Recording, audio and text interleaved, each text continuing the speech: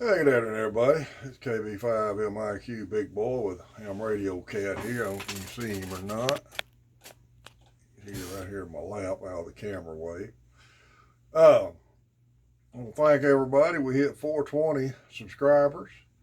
Really enjoy getting these videos out, hopefully, especially for new hams and hams on a budget. Today's subject, we're going to talk about a few more things I see questions getting asked on social media. And I'm not even going to go into all the answers on it, but I'm going to give you my take on it. And we'll go from there. And like I said before, new hams, we want new hams and hams that people want to be hams. And you ask questions on social media, get ready for the answers because there's good ones and there's some not so good. Okay, there's really, I'm going to talk about three hot button subjects that people ask. I may throw a fourth one in. I don't know if I'm gonna go there or not. Number one, grounding. Now, I'm not telling any of y'all how to ground your shack. I'm not telling you what you should or should not do. I'm gonna give you my take on grounding and how I handle my grounding issues. All right. Back WD5HKV and myself both attended an industrial electrician school several years ago because we were in danger of losing our federal jobs. Hey, Ham Radio Cat. And we both trained in construction electrician and worked at it for several, part time for several years. Jeff and I wired several houses together, worked part time for the same contractor who happened to be one of our instructors. Now, I'm going to tell you his advice to all of us, and he said I can say this almost verbatim. He said, any of y'all that want to go into work for yourself, that's great. I'm going to give you three suggestions of things not to do and let somebody pay you to do as an electrician. Number one, install lightning protection. Number two, install smoke or fire alarm protection or security protection. Number three, do not install televisions, audiovisual equipment, stuff like that. Stay with pure electrical. Well, I listened to the first two, and I did actually one time. I let one of my better customers talk me into installing a surround sound system for her, but that was a special case. I went in and done that. This lady was a real good customer.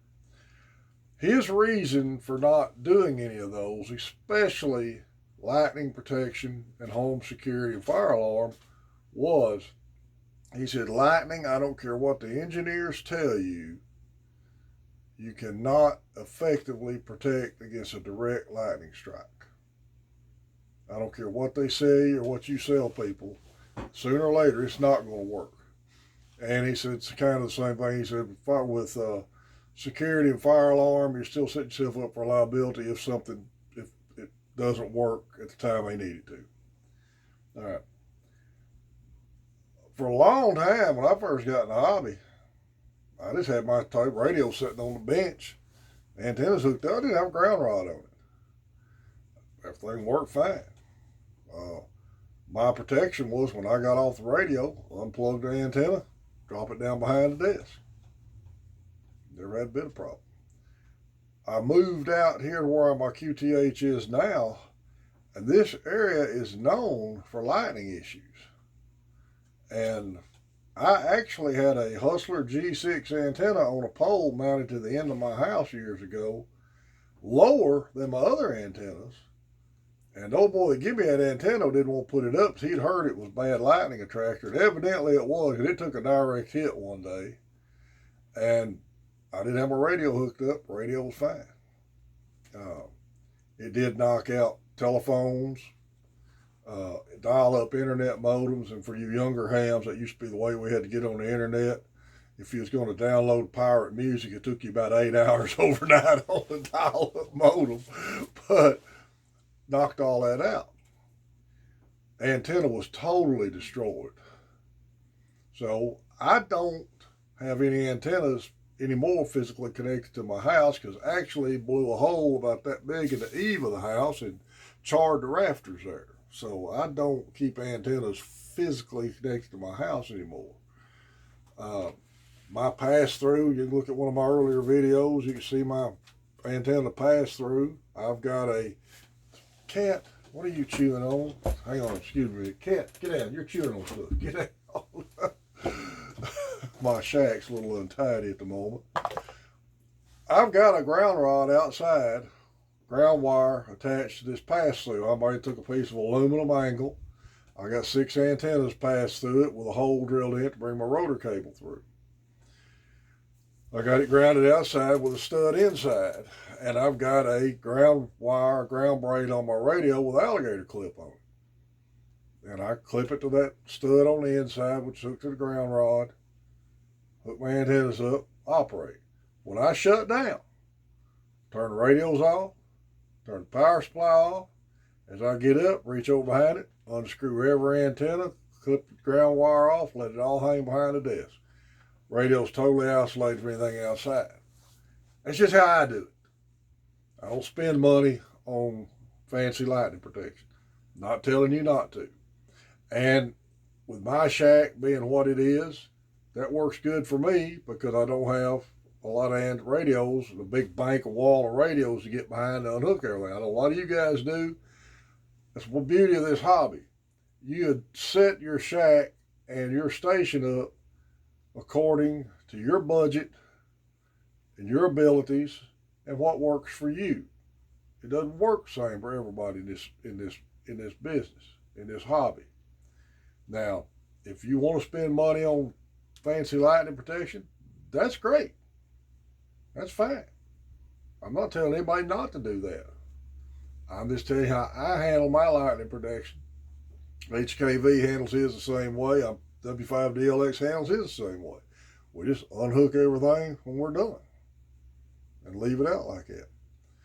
And a note on lightning strikes, some of you guys that may or may not know this, if you take a direct hit, I had some friends of ours lost a house several years ago from a direct lightning hit. There ain't much you can do about that. But one way to tell if it's coming in on the ground side of your system, if it knocks your telephone, if you still have landline telephones in a house or a landline based internet system and it goes down after a lightning strike, you probably knock the modem out or your phone's out because it's coming in through the ground side, feeding back up the ground wire. I've seen that happen before. I try to keep my internet modem on a power strip that's got a place for your phone break in it. And if those blow, you have to get a new one. They don't have a reset on them. But there's something to think about. Spend the money you want to spend on your shack when it comes to that. But if you don't have the money for lightning protection, don't let that stop you from getting in. Just unhook everything.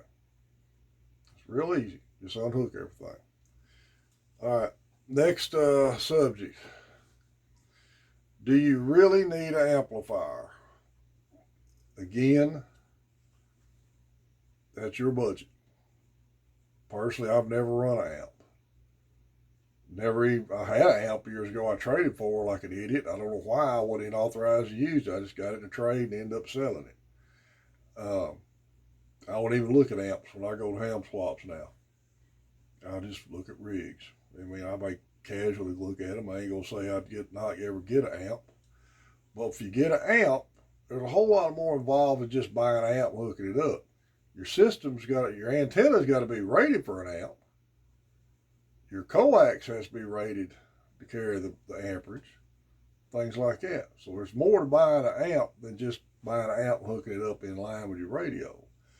And I know that from firsthand. I had a guy give me a Mosley T33 Junior Tribander years ago. That's the antenna I was using when I burned up the finals in my first 701. New ham, unfamiliar with my gear, like I should have been a little more familiar with it. I did not use the SWR meter in the radio correctly. I've been running that radio on single sideband Every once in a great while, if I got long-winded, the fan would kick on, but not very often. But when I started trying to work CW on it, it didn't last about 30 seconds, and I had blown the finals out. Come to find out, the guy that they got the antenna from had been running an amp on a T33 Junior, which is, I don't think at that time was rated for like 300 watts. And we opened up the coils on it, and it's all shorted out and burned up. So your system's got to be able to handle an amp if you're going to get one. All right. This question keeps coming up constantly. The Morse code requirement in amateur radio. I don't know why any people bring it up. It's not a requirement anymore.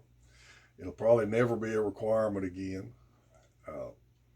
I'm not anti-Morse code. Honestly, I wish my hearing was to the point I could have learned it when I was younger. I think I'm a little too old now. Jeff's been trying to talk me into some stuff, and if I get a little more time this winter, I'm going to try to start getting on the ARRL code testing, slow speeds, trying to start picking if I can remember pick it up again. Am I anti-code? No. Am I glad they dropped the requirement? Yeah, I am. I kind of wish they'd kept 5 words per minute and kept the novice class license, not so much that you had to learn Morse code, but it would help. I believe it would help our HF operators more, because if they started out like I did and Jeff did, then you would have had to have got on HF first without having access to VHF and UHF. Now, when they get this new tech license, it's a first class license, you've got all that stuff right off the bat, and a whole lot of guys are just buying a talkie and staying on VHF, UHF. That's fine if you enjoy doing that. But like we've said in several videos, we like to see people get on HF, especially on 10 meters, especially when the band's open. It's a lot of fun. And I'm afraid if people limit themselves to VHF and UHF repeater work, they're going to get bored with this hobby pretty quick, because there's not a lot of that unless you're in a big built-up area. There's not a lot of that anymore that goes on. Did it make the bands worse? No. I don't believe it did. There was issues on the bands when Morse code was a requirement, just like there's issues on the bands now. I don't think it made any issue on it at all. My rule of thumb is if you think you can learn Morse code, that gives you one more operating mode to operate on. And it's a cheap and easy mode to get on. If you got a HF radio, all you need is a cheap key, and you can get on Morse code and probably will make contacts. In fact, I know you will. Morse will work when nothing else will work. So you got a better chance of making contacts than I do, especially when conditions are bad. And you may get some rare DX contacts in there. Now, I'm a phone operator, and I really enjoy doing it. But Morse codes be a good option, but I'm glad it's not a requirement anymore. Older hams need to let that go. Operate your station. If you want to work Morse. Because a lot of this bickering about not having Morse code doesn't help the hobby any. Like I said, when they first lifted it, I went to a club to get tested. They wouldn't test me.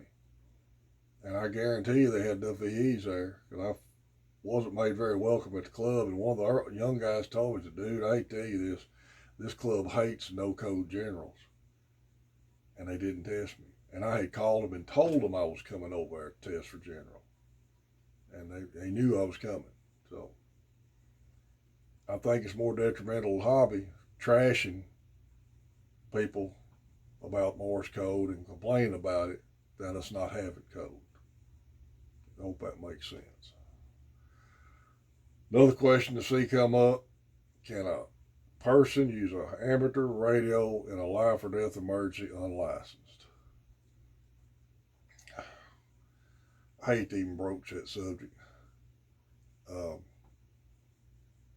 You know what? it has to be if you do that, life or death emergency. If you come up on a bad wreck on the side of the road, the guy's sitting there bleeding, I'm not going to tell you not to use his radio if you get on there and ask for help and somebody will answer you. But by the same token, if you're in a ham radio operator's car and you have a flat tire on the side of the road, and all you've got's a flat tire and you get on that radio and ask for help, that's really not a life or death emergency. So, my rule of thumb, if you ride on a regular basis in a vehicle that's got an amateur radio in it, get your license. Your tech license is super easy to get now. And that way you don't ever have to worry about that problem. I'd urge anybody to get their license if they can. So, all right, that's my rambling for this week.